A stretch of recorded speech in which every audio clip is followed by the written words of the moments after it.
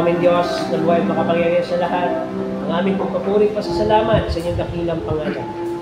Sa patuloy ninyong pagkakaloob ng panibagong buhay at lakas, upang kami sama-samang umawit at magpuri sa inyong dakilang pangalan. Pangunahin niyo po kami ng inyong banal na Espiritu at patuloy namin ipahayag ang aming pasasalamat sa lahat ng oras at pagkakataon ng aming buhay. Sa pangalan ni Jesus. Amen.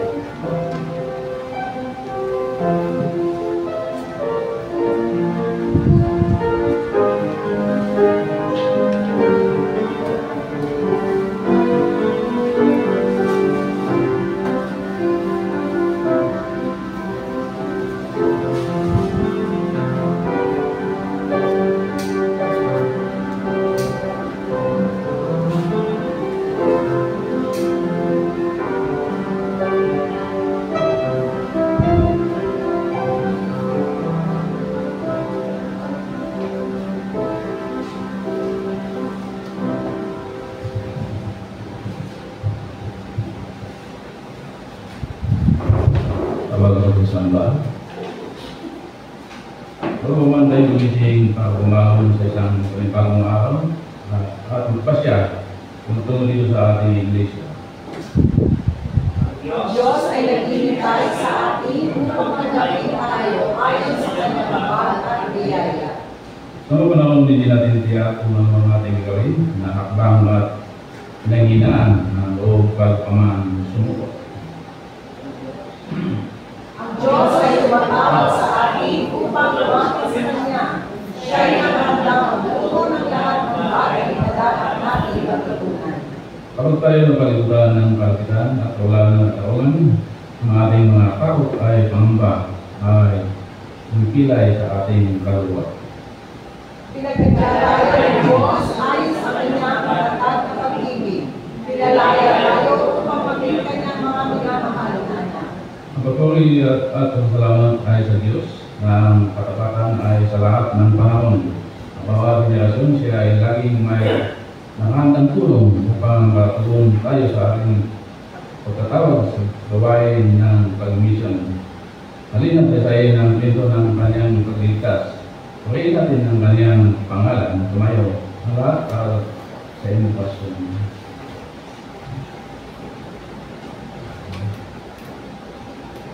Manalangin tayo. Diyos na pag-ibig, inibig mo kaming una at patuloy mong napadama sa amin ang iyong pagmamahal. Lumapit kami ngayon sa iyong harapan bilang mga anak mo, mahanap na mahalin. Mahalin ka, kagaya ng pag-ibig mo sa amin. Inayos namin matanggap ang pagkaling mong presensya na gumagamo sa aming mga karamdaman at mapawi sa aming mga uhaw sa maraming mga bagay. Dahil kami kutibayan ng aming pagkatawag na palingayin at mahalin ng aming kapwa kung kaya kami nakarito. Lalagay namin ang iyong presensya sa aming kalagitnaan at umulit kami ng iyong biyaya at awa upang pagkatapos ng araw na ito kasama ng Espiritu Santo ay pahayo kaming handa bilang iyong mga kamay. Isip sa pagdadala ng mabuting balita. Alang-alang sa Panginoong Jesus. Amen.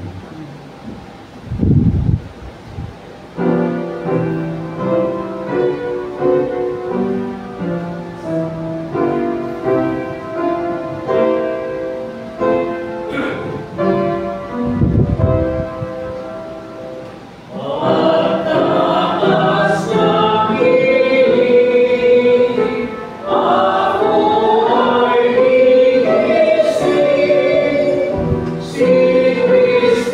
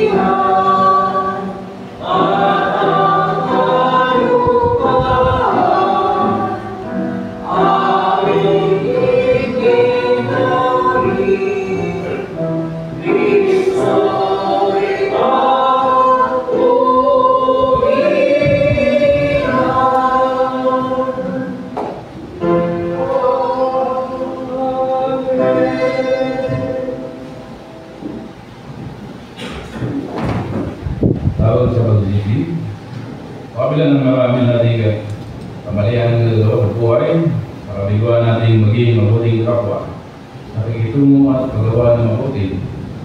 Palimit tayo ay nagpatanggi, madalas ay matigas ang ating mga ulo at nagiging palalo. Doon sa dalibukang malalangin natin ang sinasabi ng kasulatan, maging mapagpakumbaba sa pagtupad ng tungkulin at mamahalin ka ng mga malapit sa Diyos. Habang ika'y madakila, dalawa namang mapagpakumbaba, sa gayo'y kalulugan ka ng Panginoon. Halina kung papakumabaan tayong lumapit sa paanan ng Panginoon upang posisyan ang lahat ng nagawa natin kasalanan at pagkakaasa tayo sa kanyang pagkatawaan at biyaya. Gawin natin ang ilang sandali ng katahimikan para sa Panginoon sa amin.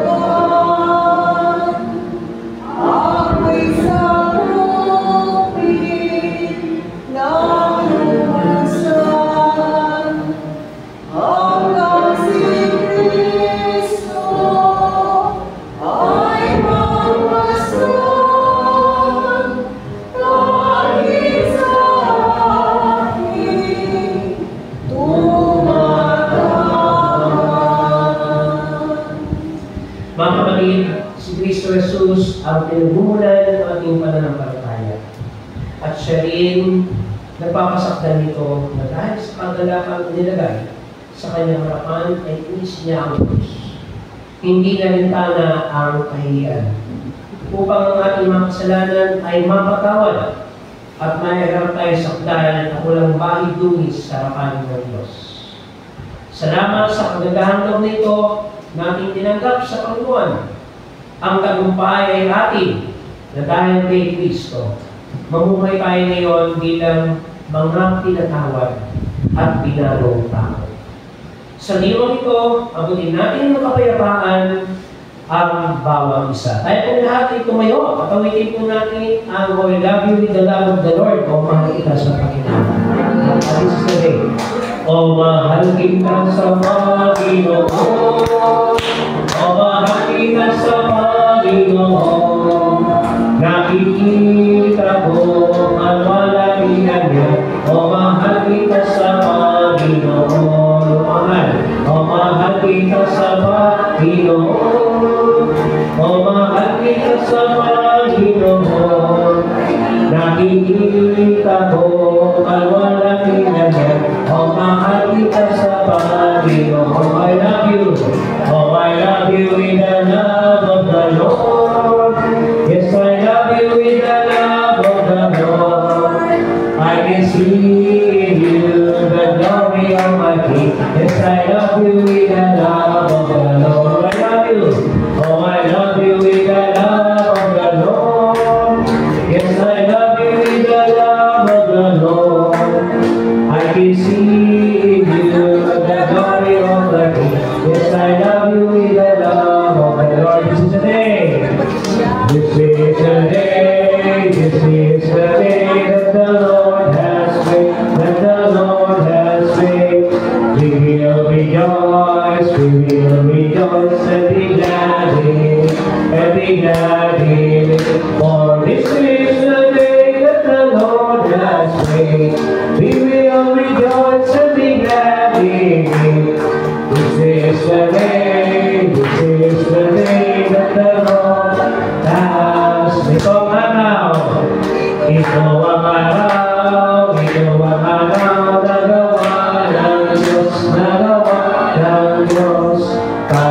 masaya, tayo'y masaya, at purihin siya, at purihin siya. O ito ang araw na gawa ng Diyos, tayo'y masaya, at purihin siya.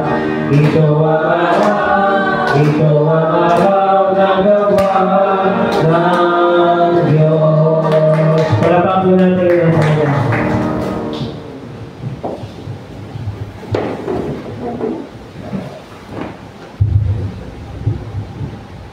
Good morning everyone. Tayo vamos sa ating church activities. Every Saturday,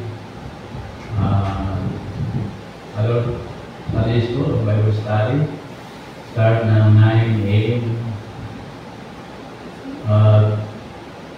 Mga children school sa taas, para din, 9 a.m.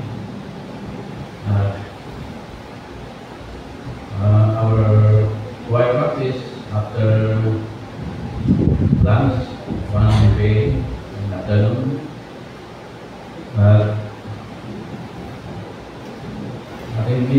Midweek Bible study in prayer meeting. 7 p.m. Karing timbaan. At yung last Wednesday at tama, home Bible study and prayer meeting. So, wala pang nakalagay yung schedule sa atin. Natin gaganahin yung home Bible study sa atin. Malaman natin sa linggo kung meron namin nag-volunteer kung gaganahin ng home Bible study. Last Wednesday ng buwan. It's coming this month, September.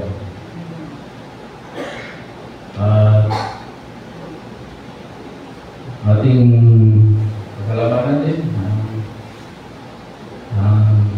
kalau nag-lead ng kalau sa atin. So, di ko alam yung sino na ito. Si Madam May Garcia, family ko. Thank you.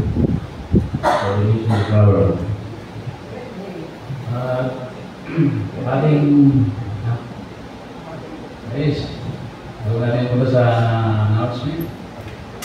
Batiin ang mga kaarawan itong buwan na ito. Ating gawilan ng happy birthday.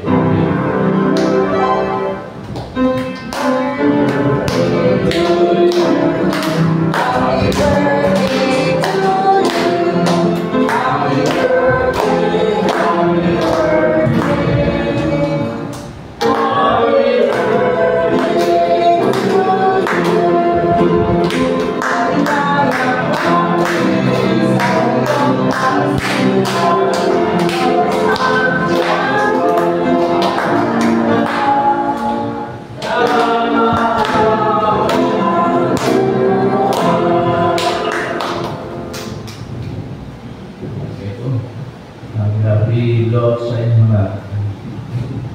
At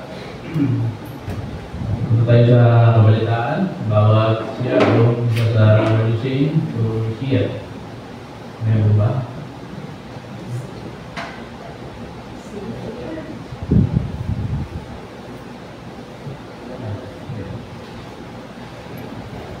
Morning sa ating lahat, ang pagparang umaga.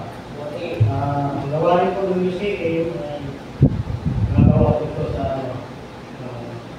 isisipian ako. September 27 ko. Ako ang ating gawain. Ito.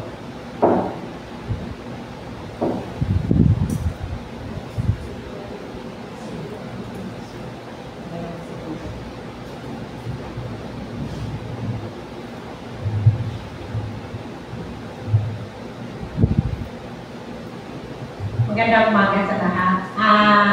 Noong 25-26 Monday and Tuesday, ang inyong pumikot ay isang representative ng South Manila area para sa isang gawain ng MNJCWA seminar, Financial Management and Team Building na ginanap sa Angeles, Pampanga. Sa wakas nakarating din ako. Napakaganda ng mga seminar na aming nadaluhan kasi marami din akong natutunan. Dito, pinaliwanag kung yung membership natin at saka yung wider mission na pinagsama. Yung membership, talagang yearly yun, nire-renew. 12 pesos lang talaga yun. Pero yung sobra doon, kasi 100, 105, ang 105, ano yun, sa wider mission ng CWA. Yung 95%, 95, naka-intact lang yun kasi doon yung kinukuha ang tulong sa mga nangangailangan kagaya ng nabahaan, kung mga may nangangailangan, doon yun. Sa national yun. I-request ng tendency ngayon kung may halimbawa nangangailangan ng tulong ng konferensya, ang presidente ng CWA ng konferensya, siya na yung magpapaabot doon. Kaya, pati yung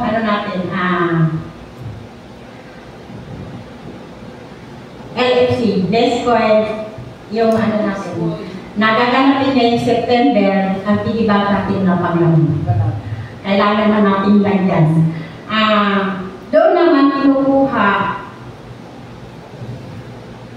ganun din sa mga tulong din. Kagaya ng nakaraan, ang LCSMC ang nabahagian ng full na tulong. Binigay lahat kasi nakauna ang LCSMC sa report sa mga nabahaan sa bandang Cavite.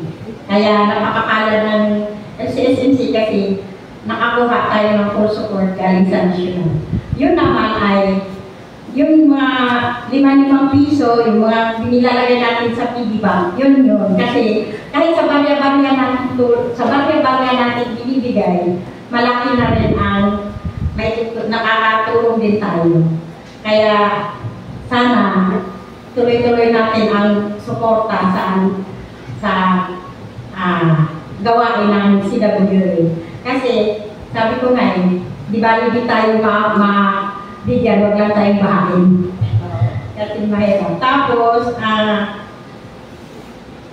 ngayon, doon sa pangalawang araw, yun yung team building. First time ko kumating ng team building. Kaya, doon talaga malalaman kung gaano kahaba o gaano nakalayo ang naabot mo sa gawain ng konferensya at sa CWA. Kasi yung may hawak kami kanya-kanyang tali, ang magpupuno tatayo sa gitna. Kung hindi kasi niya alam kung sino yung, hindi niya alam kung ano yun, pero pagputol niya, kung ano yung kahaba ang tali na hawak mo, doon din kahaba ang connection mo sa pag-ministry o sa mga gawain ng CWA. Sa akin, nasaan pa lang. 2 pa. 2 pa bago pa lang naman. Ibig sabihin, kailangan pang habaan.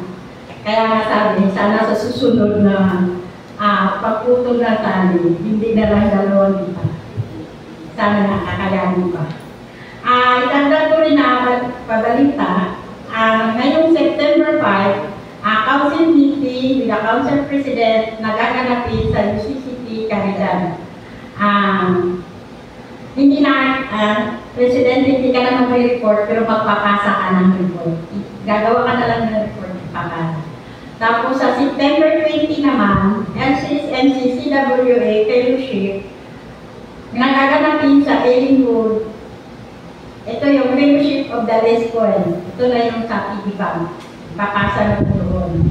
Tapos, PBBank per cluster, prayer by pastor and through by the CWA President.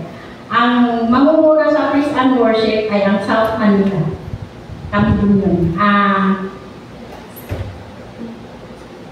Sana makadalo tayo dito kasi nandiyan na yan sa dyan na sa Ellingwood. Kano lang ang pamasahe. Sana maraming makaka-attend Manila. At saka yung sa October 11 naman ay ito yung 25th CWA anniversary.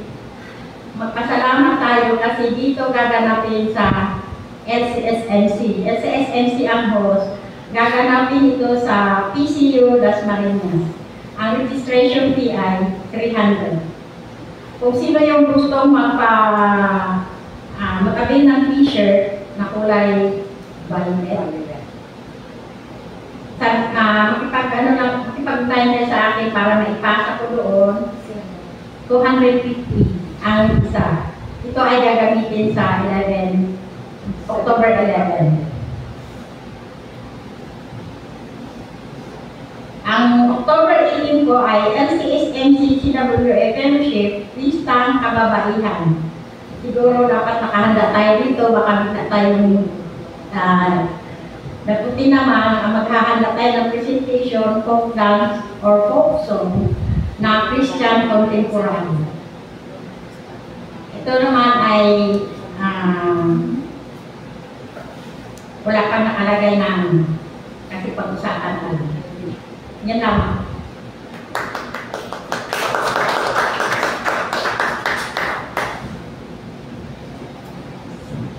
Good morning po mga kapatid. Mapagpalang umaga po, palakpak po natin ng Panginoon. Tayo po ay nasa uling linggo na sa buwan ng Agosto.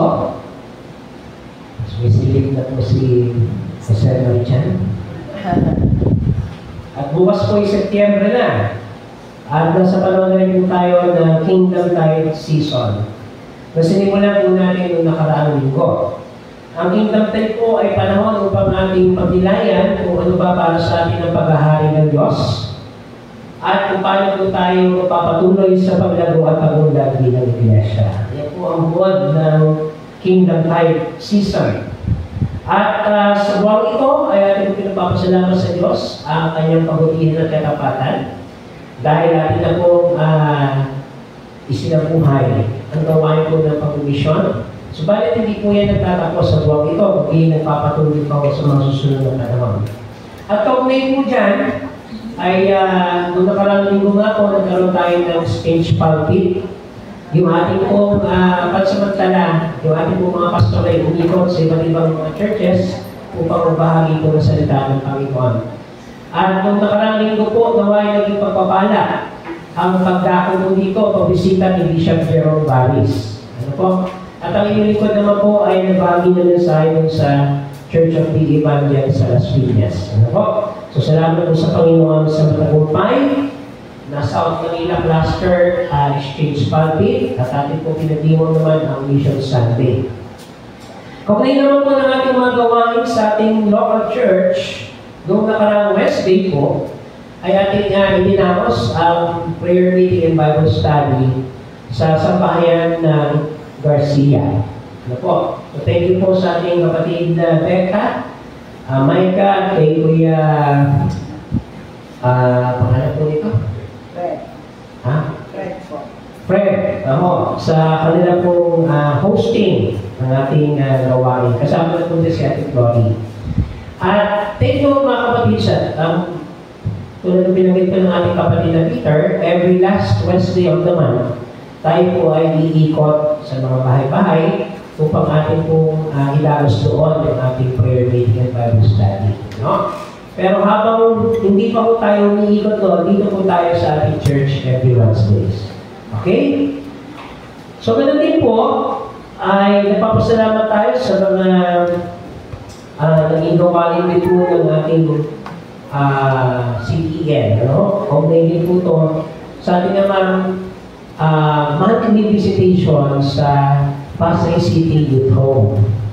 So mamaya pong hapon, alas 3 ng hapon, after ng fire practice, ay inayayaan ko po bawat isa na dumalo para po sa ating pagbisita doon po sa Pasay City Youth Home. Matagal-tagal na rin po tayo hindi nakakadalaw doon. Ano? So kung maaari po ay samahan niyo po kami, mga 3 o'clock po tayo alis dito. At nagpapasalamat din tayo sa ating mga kapatid na katuwang po natin dito. Sa pamamagitan po ng ating kapatid na Isa at yung kanya pong grupo na Fraternal Order of Eagles. Okay? And then, yes po. Si kapatid na Pichi po ang nagbigay po kayo ng foods para sa youth homes. Yes, oo. Thank you very much, Ate Pichi, ha? God bless you. And sa lahat po ng ating mga kapatiran, na patuloy po kalandalan at sumusuporta po upang maging posible ang gawa nito. Maraming salamat po sa inyo. Okay? So, nagpapasalamat din po tayo sa ating Panginoon. Meron po tayong mga bagong kasama ngayon. Okay? First time po ba po? Church dito? Pwede ano po pangalan nila? Garden. Wala po sa I'm from Cebu po. Cebu. UCCP member niyo po ba? Cebu City. LCUC po. Okay. Okay, welcome Garland. Ha? Welcome po sa ating second home in Manila. And of course, si Ate Ana, nandito na, no? Welcome po ulit. Nasa ba si Edwin? Ayan, Edwin, ha? Good morning. At sino pa ba? Si Mother Rosie, hindi ko pa lang nabati last time.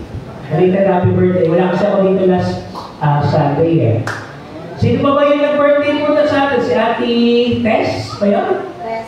Okay lang, hindi naman siya nag-church niya. Pero, so happy birthday po sa lahat ng mga August celebrators. Palapang mo namin yung mga birthday.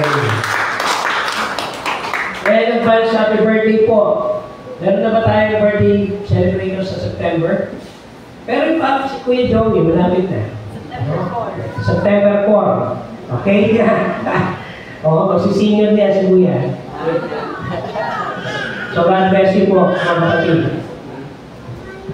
Okay, meron po tayo kalimutan pa. Okay, after po ng service po natin, meron po tayo special council meeting. Ano? So as announced ng ating pong council chair, please stay po yung ating mga council officers and members. Piksilan naman po yung ating pagpupulong. Ano?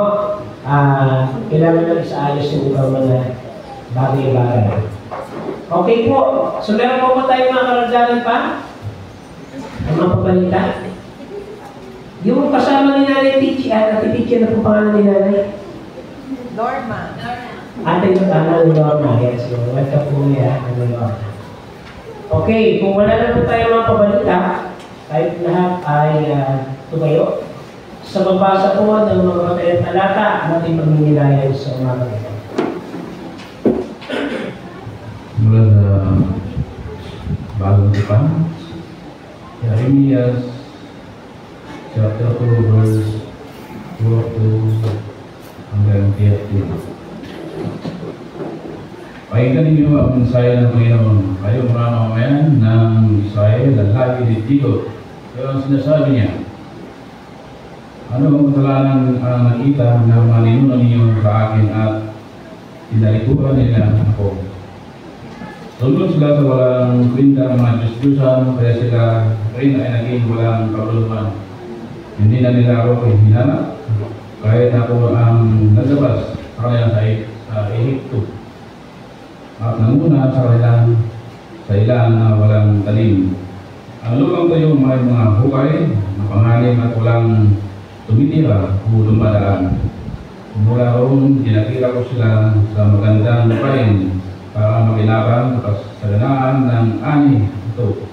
Pero nang naroon kayo dinungisan ninyo ang lupain ito at ginawa itong kasutang-sutang.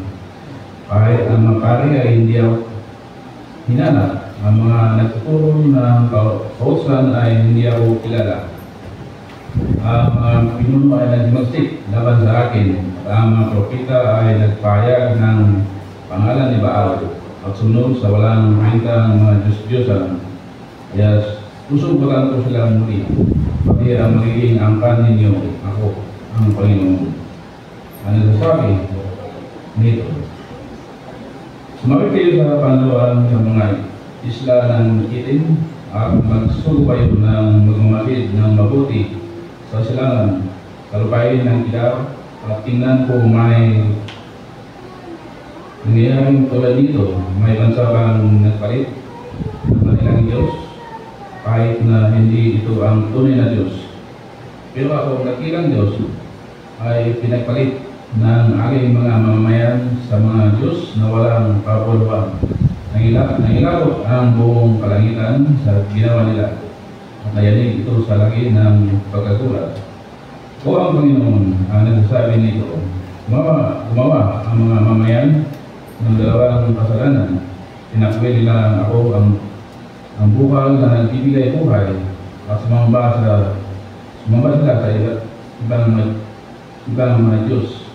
Ay para bang nagbuhay sila ng lalagyan ng tubig na natutuyo. Ang Israel ay hindi pinanganak ng alipin, bakit binibiktima siya ng mga kaaway dahil pinagpala sa kapatalan ng banal na salita. Patong tayo sa sabutang pagbasa sa aklat ng Hebreo Kapitulo 13, versikulo 1 hanggang 8. Patuloy kayong magmahalan bilang magkakapatid kay Kristo. Palagi bukas ang inyong mga kahanan sa mga taga-ibang bayan. May ilang tao noong na ipapatuloy ng mga anghel lingid sa kanilang kaalaman. Alalahanin niyo ang mga nakabilanggo na para kayo'y nakabilanggo sa amin. Damayan ninyo ang mga pinagpapalitan para kayo'y nasa sining ng ganoon. Dapat ito rin marangal ng lahat ang pag-asawa maging tapat kayo sa isa't isa. Sabagat hagawan ng Diyos ang mga nagyapit at nangangalunya.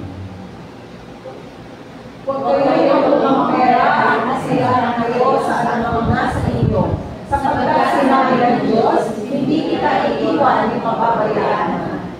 Dahil malakas ang loob natin magsasabi, ang Panginoon ang tumutulong sa akin, hindi ako matatakot. Ano ang magagawa sa akin ng tao? Alalahanin niyo ang mga nanungulo sa inyo na nagpapayag sa inyo ng salita ng Diyos. Isipin niyo kung paano sila nabuhay at alagaan niyo ang kanilang pananampalataya. Kung sino si Hesus Kristo, noon ay siya ay ngayon at magpakailanman. Ang salita ng Diyos, purihin natin ng Panginoon. Manatili po tayo nakatayo sa pagbasa sa aning Ebanghelyo ayon kay Lucas sa kabanatang 4, versikulo 1. Susundan po ng versikulo 7 hanggang 14. Luke chapter 14, verse 1 and 7 to 14. Pinagaling ni Jesus ang lalaking may manas. Isang araw ng pamamahinga, si Jesus ay nayahang kumain sa bahay ng isang limuno ng mga Pariseo at binabantayan nilang mabuti ang kanyang mga kilos. Napansin ni Jesus na pinipili ng ilang mga panunin ang mga upuang pantangal. Kaya sinabi niya ang talinhagang ito sa kanila, kapag inaniyaha ka sa isang kasalan, huwag kang uupo agad sa upuang pantangal. Baka may inaniyahang mas kilala kaysa sa iyo. Baka lapitan ka na nag-aanyaya sa inyong dalawa at sabihin sa inyo, maaari kang ibigay mo ang upong yan sa tao ito? Sa gayon, mapapahiya ka at doon ka uupo sa pinakaabang upuan. Mabuti pa, kapag naanyaya ka, doon ka muna uupo sa pinakaabang upuan.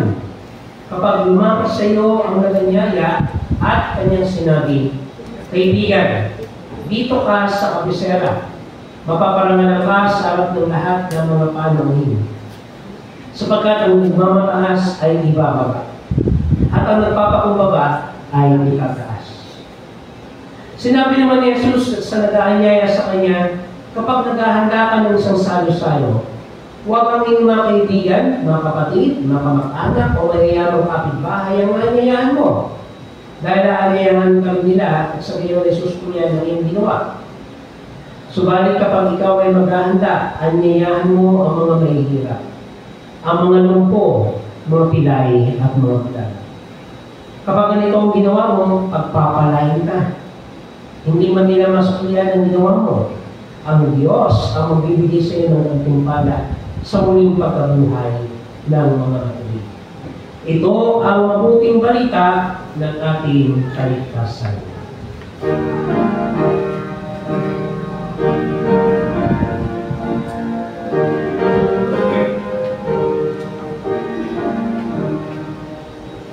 God of hope, you daily nurture those who seek to follow you. You're not bound by any culture. You love rich and poor ones too. In an ever-changing season, may your churches welcome in every child of your creation, giving hope to all again.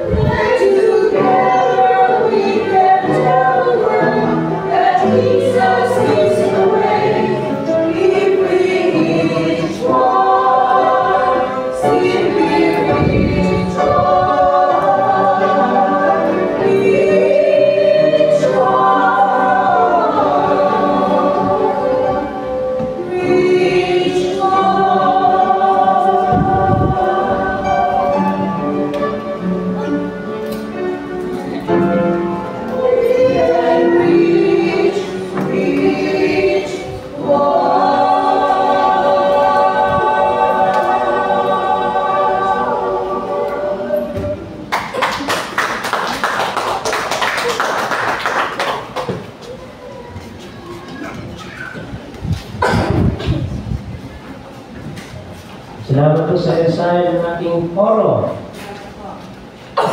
At binabati ko po ng belated happy birthday ng ating church pianist, kapatid na Kenneth Harvey, na naliwan po ng kanyang 30th birthday ng August 13. Palakpakan po natin ng ating Panginoon.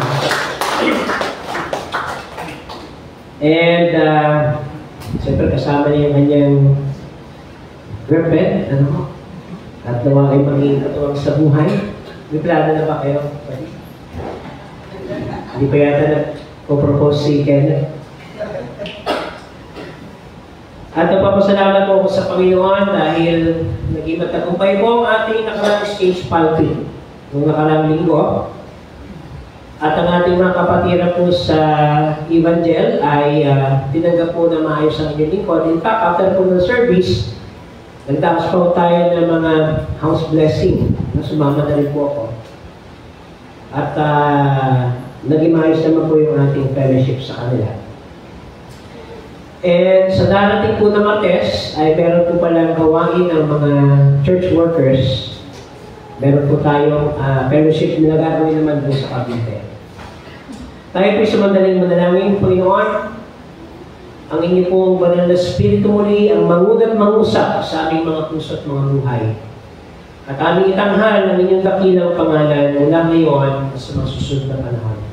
Sa pangalan ni Jesus, Amen. Tayo po nasa unang linggo na sa buwan ng Agosto.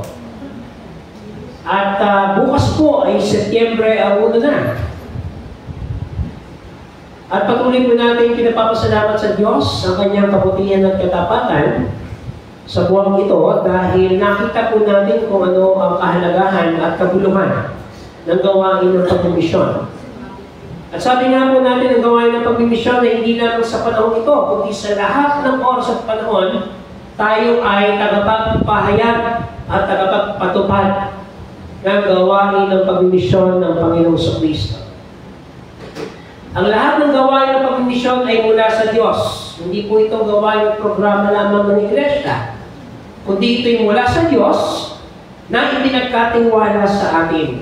At tayo ang tagapagtanggap at tagapagpatupad ng ipinagkatiwalang ito na atas sa atin ng Panginoong Kristo. So katuwang na po natin at kasama sa ating katangian ang tinatawag ng mga misyonaryo. Pag ikaw ay nakakilala na sa Panginoon at ikaw ay lingkod ng Panginoong Jesus, ikaw rin ay isang misyonaryo. At tayong lahat ay tagapagdala ng mabuting balita ng ating Panginoong Kristo sa lahat ng oras at panahon ng ating buhay. So mga po ito ay ating binasang talata mula po sa Ebanghelyo ni Lucas.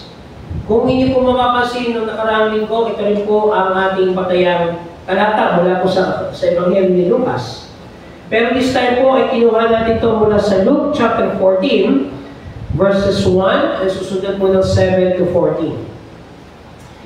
At again, ang setting po ng ating pagbasa ay sa araw ng pamamahinga o Sabbath day. Last Sunday po, yun ang ating konteksto rin. Kung naalala niyo po, tama ba? Araw ng pamamahinga. Ano po ginawa ng ating Panginoon Jesus? Pinagaling niya yung babaeng hukot o kuba. Na sa loob ng 18 taon ay inalihan ng masamang spirito. Subalit, At sa araw po ito, at hindi naman nabasa ang talata, na meron pa simula sa araw ng pamamahinga. Subalit, meron pong kakaibang sitwasyon dito dahil ang ating Panginoong Hesus ay inanyayahan kumain sa bahay ng isang pinuno ng mga Pariseo. Hindi para po siya ay i-welcome, kundi para obserbahan. Okay? Sige. So, araw ng pamamahinga, ito yung Sabbath day. Pag sinabi natin Sabbath day sa pananampalatayang Hudyo, yung 7th day ay iniaalay nila para sa Diyos. No?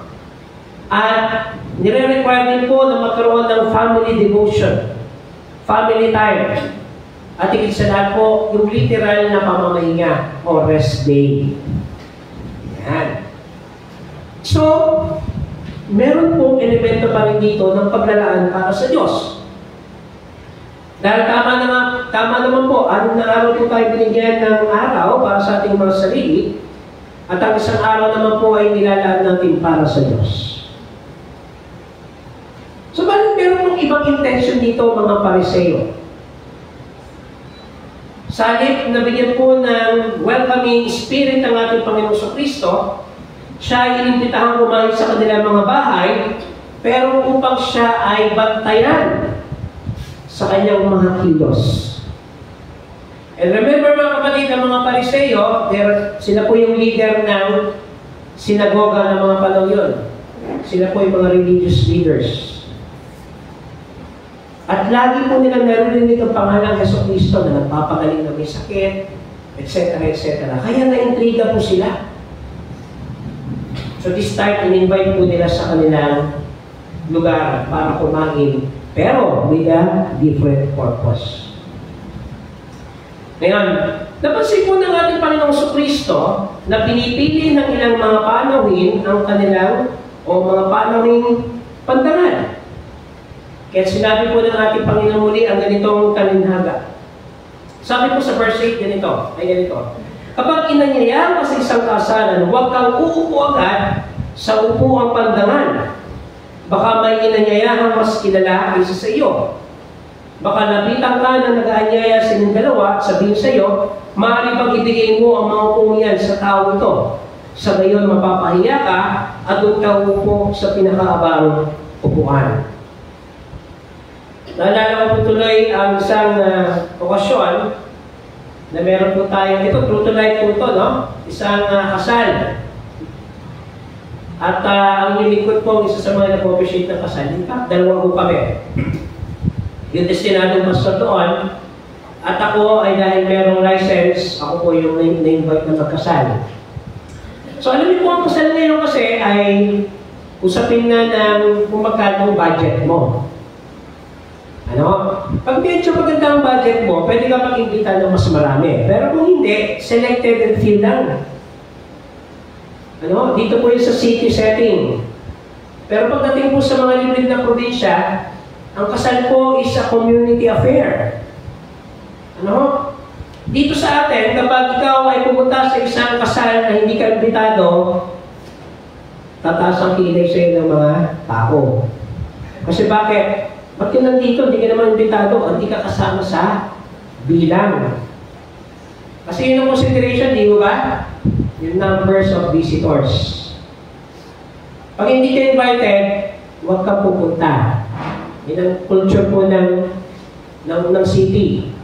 Pero pag ikaw po ay nasa baryo, kapag ikaw ay nasa probinsya, baliktad, pag hindi ka pumunta sa kasal, magtatampo sa iyo ang pamilya. Doon, gusto nila, everybody welcome talaga. Basta yung mapadaan lang, i-invite niya kumain. Ano mo? Dahil meron po tinatawag na sense of community. Hindi naman po sa sinasabi natin walang sense of community sa syudad, pero nawawala na. Ano? Dahil ang gusto po natin dito, laging private and exclusive. Siyempre, pagkasal, dapat pili lang yan. Pag special occasion, pili lang yan. Yung ibang mga tao, sorry, hindi kayo kasama dito. Pero doon po sa probinsya, ay talaga naman naroon pa rin ang sense of community. Everybody welcome. So, meron pong isang, I think, ninong yun sa kasal, na after po ng seremonya, umupo na agad dun sa presidential table. Ano? Ang problema, pag upo niya po sa presidential table, merong naputos sa kanya at nagtanong kung maaari daw ba kumain. So may insulto tuloy yung sponsor na yun. Kasi kahulay niya yung damit ng mga waiter. Yung pala ang problema. Kaya napaputusan tuloy siya ng mga tao. Kala waiter din siya. Yung pala ninong. Kasi umupo na agad siya dun sa presidential table na wala pang kahintulot ng sinasabi natin program coordinator at ng iba pang mga kaanak ng pamilya.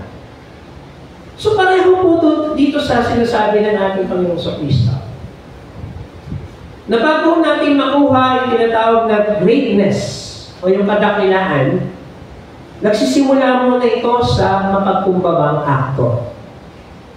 No? At ito yung pinangalawahan niya sa ganitong talata. Ano? Sabi niya po dito, ay ang mga inaangat o mga tinataas ay ibababa at ang mga ibababa ay itataas ng Diyos. No? Sabi po sa verse 11, sapagkat ang nagmamataas ay ibababa at ang nagpapakumbaba ay itataas. Ngayon, so sabihin po ng okasyon pa rin, ano? Sa mga kainan. Tayo po mga Pilipino talaga, iba-iba ang pagtingin dito. Ano? Sa setup po natin, sa community, sa church, we welcome po ang lahat sa mga pagsasalong dito. Ano? Pero nalalaman po natin mga kapatid, na patuloy po tayong binibigyan ng paraan o panahon ng Diyos upang magmilay. Ito pang mga pagpapalang ating mga natatanggap ay ating sinishare o ating lang sinusolo.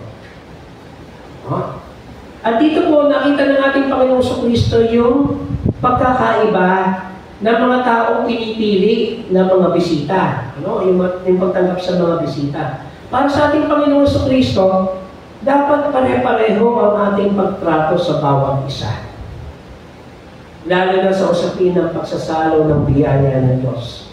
Sapagat ang biyaya ng Diyos ay para sa lahat.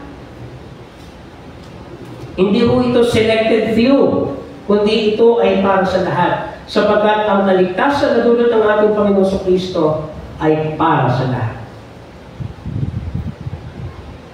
Ngayon, sabi po ng ating Panginoong Kristo ay ganito rin. Sapagat kapag ikaw ay maghahanda, anyayahan mo ang mga mahihirap, mga lumpo, mga pilay, at mga bulag. Kapag ganito ang ginawa mo, pagpapalay ka. Hindi dahil man nila masuklian ang ginawa mo, ang Diyos ang magbibigay sa iyo ng gantimpala sa muling pagkabuhay ng mga matuwid. Ano po ang nais bigyan ng pansin ng ating Panginoon sa umagang ito? Na meron po tayong panahon pa rin lumingon at maglaan ng oras sa mga taong hindi napapansin at nabibigyan ng prioridad sa komunidad na ito, sa lipunan ito. Sino po yung nakakaalam dito ng awitin ni Glock 9? Ano? Dinupuan. Napakaganda po na mensahe niya, mga kapatid. Lalo tigit po na tayo kumakarap ngayon sa mainit na issue ng mga flood control projects. At naniniwala po ko bilang isang iglesia, meron tayong tindig para dito. Ating po kinukundina ang paraan ng korupsyon na ginagawa ng mga nasa otoridad sa ating po mga kapatid na mga maliliit. At apektado po tayo dyan. Well, salamat. Sa mga may bahay po na may second floor, third floor, At hindi ko bahain ng lugar, salamat sa Diyos. Pero sa kalakhan po ng ating mga kababayan, na bagaman maayos naman po yung kanilang tahanan, pero dahil po sa kapabayaan at dahil po sa pagkahumaling nila sa kayamanan at pansariling interes, nasa sakripisyo po at nasa saalang-alang ang kapakanan ng ating mga kababayan. Abay, napakahirap po niyan. Sapagkat ang lahat ng mga gumagawa nito ay hindi man lang magkaroon ng pagkatakot sa Diyos. At tayo po ay tinatawagan sa mga oras na ito upang tingnan, lingunin ang mga tao pansamantalang kinalimutan ng lipunang ito. Sapagkat ang ating Panginoon Kristo ay merong malasakit, merong pagmamahal sa mga taong hindi nakatanggap ng pagmamahal sa mundo ito. Kaya kung pakiramdam po natin mga kapatid, nireject na tayo ng ating kapwa, ng ating pamilya, o ng ating mga kaibigan. Sa dito, kung ang ating asawa, nireject na rin tayo, no? Huwag naman, umabot sa ganon.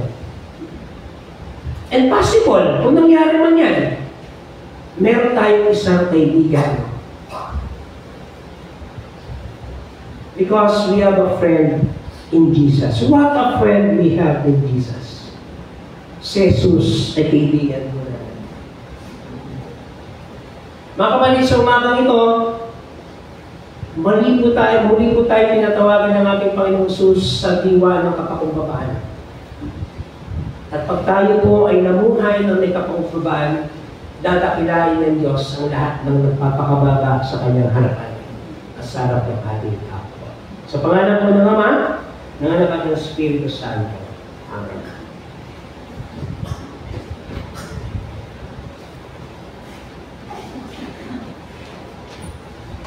Tawag sa pag-araw.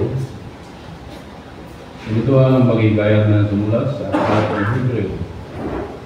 Kahit lagi tayo mag-alay ng papuri bilang handog sa Diyos pamagitan ni Jesus, papuring mula sa ating mga labi na nagpapayag ng ating pagkilala sa kanyang pangalan. At huwag nating nagitaan ang paggawa ng mabuti ang pagpuro sa kapwa. Pagkariyan ng alay ang pinalugdan ng Diyos.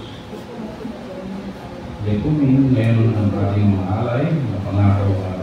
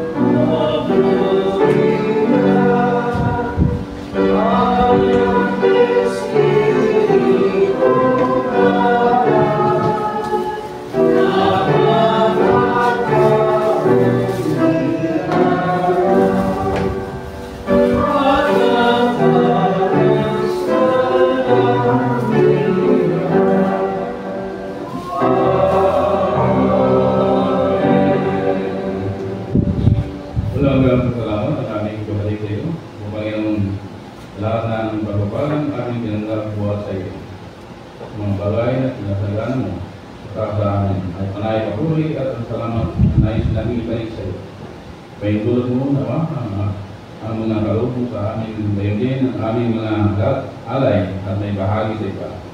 Bago lamang ay maranasan kung paano pagpalain, abutin at ipuin ng iyong pag-ibig.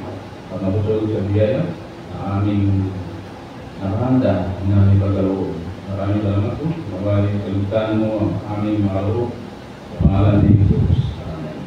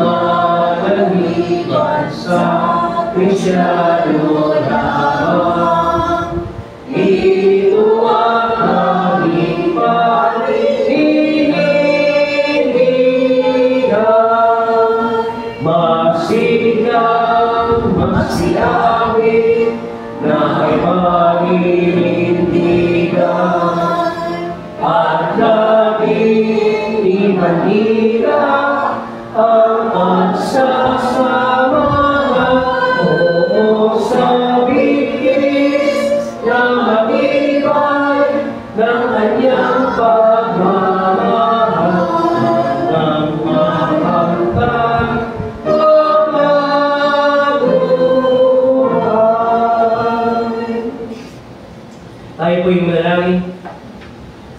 O aming Diyos, na buhay at makapangyarihan sa lahat, ang aming pong pasasalamat sa inyong pag-iingat at paggabay sa bawat isa sa umaga ito upang makarating sa inyong banal na tahanan. Salamat din po sa presensya ng inyong banal na Espiritu na napapaalala sa amin ng kahalagahan at kahulugan ng pagpapakumbaba sa inyong harapan. Tunay nga, Panginoon, wala kami dapat ipagmalaki sapagkat ang aming buhay, ang aming mga ari-arian, ang lahat ng aming taglay sa ngayon ay hindi sa amin, kundi galing sa inyo. Kung kaya, Panginoon, paalala niyo rin sa amin na hindi namin ito dapat kasangkapanin upang pagsamantalahan ng aming kapwa, upang ipagmayabang ito sa aming sarili. At bukas, Panginoon, ay paalala ninyo na lahat ng ito ay pansamantala. Lahat ng aming taglay ay hindi namin matadala sa aming buhay. O kaya, Panginoon, ituloy niyo po sa amin sa tumina na kami lagi maging makatuwiran at maging makatarungan sa aming kapwa. Sa mga pagpapalag biyaya namin natatanggap, ibahagi namin ito ng may pasasalamat. Iwasan namin, Panginoon, ang anumang pagkamakasarili sapagkat ito ay nagdudulot upang kami mabulit sa kasamaan. Sa kung paano nangyayari ang mga sitwasyong ito sa bahagi ng aming pamahalaan. Na sa ngayon po ay nasa ilalim ng pagkakaalipin ng pagkamakasarili. Panginoon, iniadalangin namin ang aming mga leader. Pinuha, Panginoon, na magdulot ng kaliwanagan sa kapuso at isipan nila. At kung paano nila, Panginoon, na isa sa alang-alang ang kapakanan ng nakararami namin mga mahihirap na kababayan. Ganun din, Panginoon, sa kung paano namin itinatrato ang aming mga kapatid at kasama sa loob ng iglesia. Ipaalala niyo, Panginoon, at ipaalala sa amin na kami lahat ay pantay sa inyong harapan. At hindi namin dapat ipagmalaki kung anong meron kaming estado sa buhay. Sapagkat kami, Panginoon, ay mga alipin ninyo. Kami lahat, Panginoon, ay nasa ilalim ng inyong kapangyarihan. At kung kami ay nasa ilalim ng inyong kapangyarihan, Panginoon, kami sa tuwin ay nagpapakumbaba. At lagi namin sinasaalang-alang ang kapakanan ng aming mga kapatid. Lalo higit ang mga mahihirap. Lalo higit ang mga walang-wala sa buhay, ang mga walang pangalan at influensya sa mundo ito. Sila, Panginoon, ay mahal din ninyo. Sila, Panginoon, ay meron din lugar sa inyong kaharian, sapagkat para sa kanila ang inyong kaharian. O kaya, Panginoon, sa mga oras nito, maaaring kami rin ay sa lahat sa material na bagay, subalit punong-puno naman sa kaligayahan na maglingkod sa inyo. Panginoon, patuloy niyo po kami pagbuklorin bilang isang komunidad at bilang isang iglesia. At patuloy namin laging sa alang-alang ang kahalagahan ng aming sama-samang pagtutulungan bilang magkakapatid. Na kami sa tuwing na ay nag-aalala yan, nagtutulungan, nagpapadalaginan sa isa't isa. At kung paano namin, Panginoon, ay papadama ang pag-ibig at pagpapatawad namin tinanggap mula sa inyo. Lalo higit ang pagtanggap namin sa tawag isa o Diyos. Ay patuloy din namin sa alang-alang sa inyo. Panginoon, sa umagang ito ay aming pong ipinapapasalamat ang lahat ng aming mga kapatid na nagdiwang ng kanilang karawan sa buwan ng Agosto. Pagpalain po silang higit, Panginoon, at tanggapin nila ang biyaya ng buhay na mula sa inyo. Ganun din, Panginoon, sa aming mga kapatid na magdiriwang ng kanilang karawan sa buwan ito ng Setyembre. Amin itinatasin yung pangalan, Panginoon, ang mga kapatid namin na patuloy na nakakaranas ng karamdaman sa kanilang kalalagayan sa ngayon. Hibuhin niyo po ang inyong mapagpalang kamay, ang aming kapatid na Ron Ubar. Tagapin niya, Panginoon, ang kalakasan na mula sa inyo. Ganun din, sa tuloy-tuloy na paggaling at paglakas ng aming kapatid na Ana. Salamat, Panginoon, sa inyong patuloy na pagkilos sa kanyang buhay. Sa kabilangan ng mga hamon na kanyang pinaharap sa nakalipas na panahon ng Diyos. Ganun din, sa iba pa natin mga kapatiran, nakakaranas ng karamdaman sa aming kapatid na Joey, na magdirimog din ang kanyang karawan sa darating na araw. Ang hinihiling namin, Panginoon, na inyong nakilang handog para sa Kanya, ang inyong kagalingan at kalakasan. Napatuloy namin pinangahawakan sa oras nito, Panginoon. Kasi iba pa namin mga kapatiran, na nakakasumpong ng pagkakasakit sa mga oras nito, Panginoon. Ipuhin niyo po kami ng inyong mapagpala kami. At pagdatingin, palakasan at kagaling ng lalaki. Sa aming mga kapatiran, at mga dinadalang suliranin sa kanilang pamilya, sa kanilang mga tahanan, sa kanilang mga kabuhayan ng Panginoon, at sa kanilang iba pang ugnayan at relasyon sa aming mga kapatiran, ay patuloy din namin itinataas sa iyo sa mga oras na ito. Ganun din, sa aming pasamantalang pag-iulay at pag-wisan sa oras na ito, Panginoon, pangunahan din kong bawat isa. At ingatan sa aming mga gawain sa mundo ito. Amin din tinataasan niyo pangalan, Panginoon, ang gawain ng pagdalaw at pagbisisa sa Pasay City ni Rome sa hapon ito, ang pagkukulang ng konsilyo, at iba pang mga gawain na kaunay sa buong buwan ng Setyembre, upang kami, Panginoon, ay patuloy ninyong palaguin at patuloy na ihayo sa lahat ng oras sa pangalan ng aming buhay, bilang mga lingkod at bilang mga misyon. Ito po ang aming pagsabot po na namin salamat sa tanging pangalan ng Jesus, tanging Panginoon at tagapagligtas. Amen. Kumain tayo ngayon at nakarin ang daang tinahak ng Panginoon. Piliin lagi ang paggawa ng mabuti sa lahat. Mamuhay na may kapakumbabaan at magpakita ng malasakit sa kapwa, lalo na sa mga walang kakayahan mong balik ito sa atin. Nawa ang Diyos ang magsilbi nating kalakasan. Si Kristo ay maging bukal ng tubig ng buhay para sa atin. At ang banal na Espiritu magkaloob sa atin ng inspirasyon maging mabuti sa lahat ng pagkakataon. Kumain tayo ngayon sa kapayapaan, nakahandang ibigin at pagliguran ng isang Diyos, ang Diyos nating manilikha, ang Diyos nating manunubos, at ang Diyos nating di magpatubay. Amen. Amen.